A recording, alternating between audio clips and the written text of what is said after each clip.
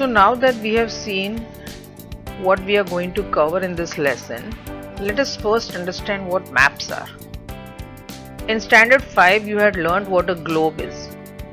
So imagine if you had to go to school carrying a globe for your social science class. Is it possible to do this for every social science class? Certainly not. Besides, we also learned the limitations of using a globe, that it does not give the details of the geographical features like mountains, roads, rivers, etc.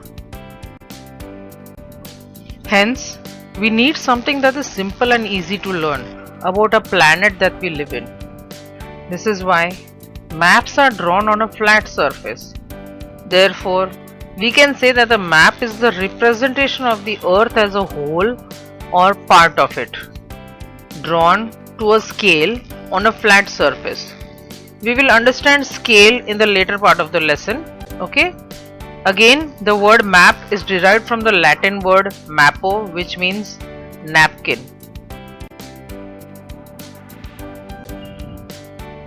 Now let us take the first topic, that is measuring distance.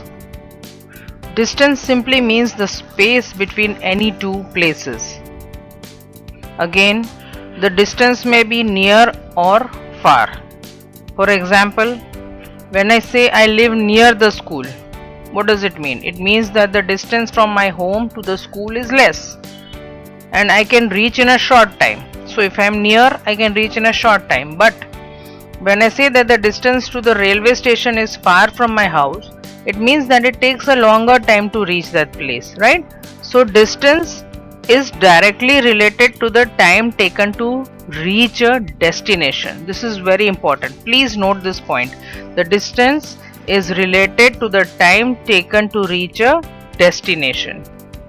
Now again, the time taken to cover a given distance varies from person to person and from place to place. Like for example, for me to reach the school it may take 7 minutes.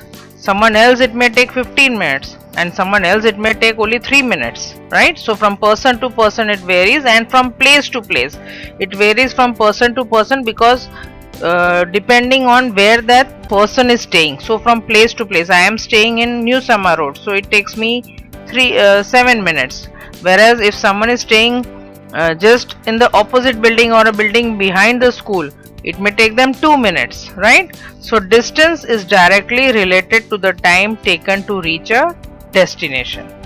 Okay, now distance, how do we measure distance, right? So we need a proper measuring system for this distance.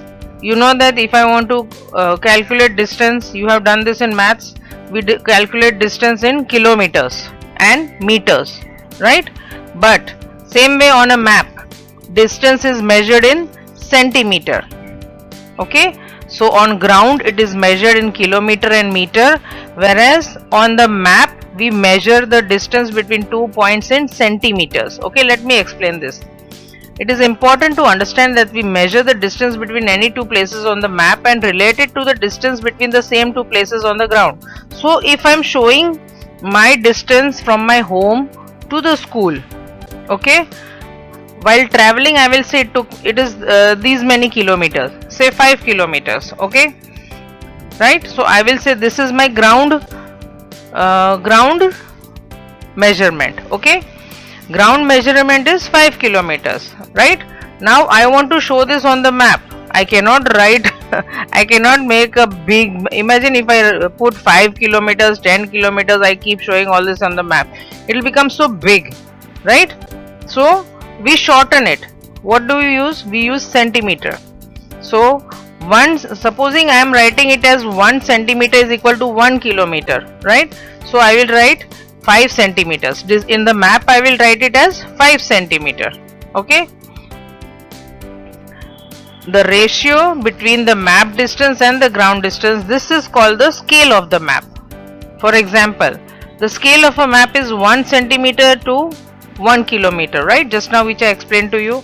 So it means that the distance of 1 centimeter between 2 points, that is my house to the school, okay, corresponds to a distance of 1 kilometer on the ground. Okay, So if my house, from my house to a particular shop is 1 kilometer, on the map it is displayed as 1 centimeter. Okay, in the map we give a measurement of centimeter, whereas on the ground it is kilometer.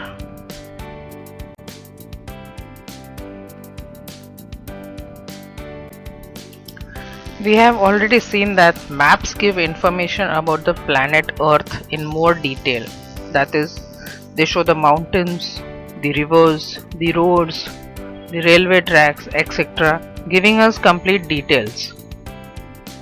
Every map is provided with certain features which act as a tool, and they help us to read and interpret it. These are called the essential features of a map. These are direction, scale, and conventional signs. So now let us understand each one of these. So let us understand the first tool for understanding to read and interpret a map. Let us take directions first. We know that there are 4 cardinal directions, that is north, south, east and west. But how can we find them in a map? If you will see, there is a line with an arrow and the letter N printed above it. It is always generally at the upper right hand corner of a map. Okay, this is called the north line, since the arrow points towards the geographical north. Once we identify the north, it is easy to mark the south, east and west directions. Okay, so now you know how to find the north, south, east and west. Then the directions in between the cardinal directions are the intermediate directions. These are northeast, northwest, southeast and southwest. Okay, so from this we have understood that there are 2 directions, cardinal directions, that is north, south, east and west, and intermediate directions, that is the northeast, northwest, southeast and southwest. Now let us take the second tool which helps us to read and interpret the map. Let us take scale. It is not possible to show places on a map in their actual sizes, right? This is because they are huge, while a map is just a small piece of paper. Like I had explained, if I want to show the distance from my house to the school, if it is 5 kilometers, I cannot show it as 5 kilometers on the map. I cannot take full 5 kilometers and show it on the map. It will become so big, right? So what I do, I will cut it down to reduce the size when they are represented on the map. This reduction is based on the appropriate scale. Okay, a scale is the ratio between the distance on a map and the actual distance on the ground. यानी कि मेरे घर से school का 5 kilometre है, right, on foot, that is on ground. Okay, but on the map it will be shown differently. How? If you remember, if I am writing in a ratio that is 1 centimeter, you know that on ground it is measured in kilometer, whereas when you represent the same distance on the map, it is in kilometer, right? So when I am doing this, I will write 1 centimeter, that is on the map, is equal to 1 kilometer. Supposing I have written like this, okay, then that means if it is 5 kilometers, I will write 5 centimeter is equal to 5 kilometers. So I will cut it down to 5 centimeter. Okay, now for the third tool, the conventional signs. Okay, now maps are used for recording and showing a variety of information like political boundaries, the relief features, climatic conditions, distribution of resources, population, means of transport, social and cultural features, cities and towns, etc. So all this is also shown on the map. Okay, information, all this information is also provided on the map, but there is not enough space on a map to show the actual size and shape of the features such as mountains, peaks, rivers, lakes, bridges, etc. Right? So a map without these features will be again less informative. Thus, Different signs, symbols and letters are used to present the information on the map. Like you can see on the screen, I have shown you some signs. Okay, these are all conventional signs. So if I want to show a mountain, that small design, the mountain triangle, you can see that represents the mountain.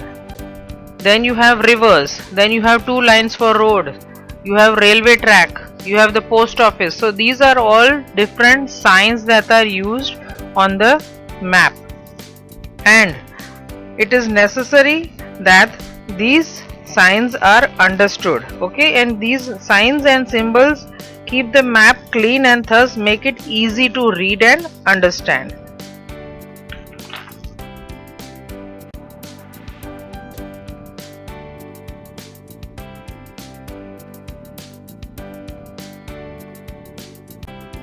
Okay, now let's go to the next topic, that is different types of maps. There are basically three types of map. First is political, if you want to know the boundaries of a country. Second is physical, it shows the natural features like lakes, mountains, rivers, etc. And third is the thematic maps, that is when you're showing population, you're showing about the climate of a country, you're showing the vegetation, the natural resources, roads, etc. Okay, these all come under thematic maps. Okay, each one has a different function.